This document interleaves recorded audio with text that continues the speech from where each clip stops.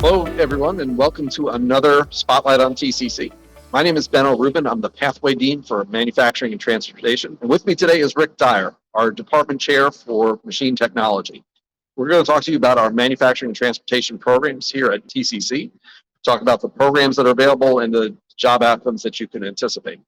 So, Rick, we'll start with you. What can you tell us about the manufacturing programs here at the college? Well, Beno, in the manufacturing division, we have two pathways. Mechatronics, which is the study of hydraulics, pneumatics, PLCs, and instrumentation, and process controls that are used in manufacturing. Then we have our machining technology program. As you can see, I'm talking to you all from the machine shop.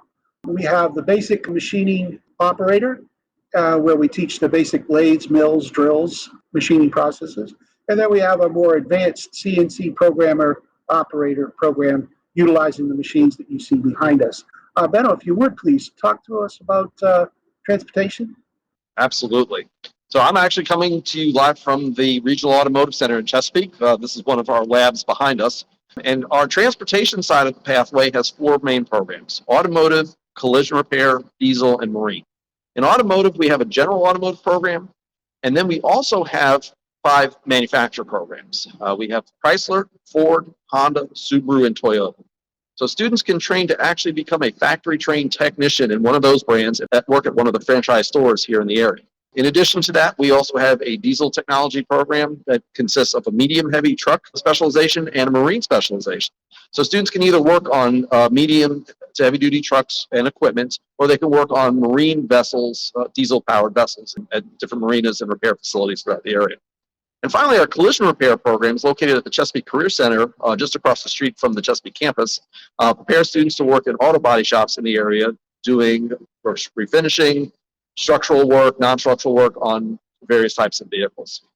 Now, all of these programs have industry credentials tied to them that they can earn through school or be prepared to take the exams for.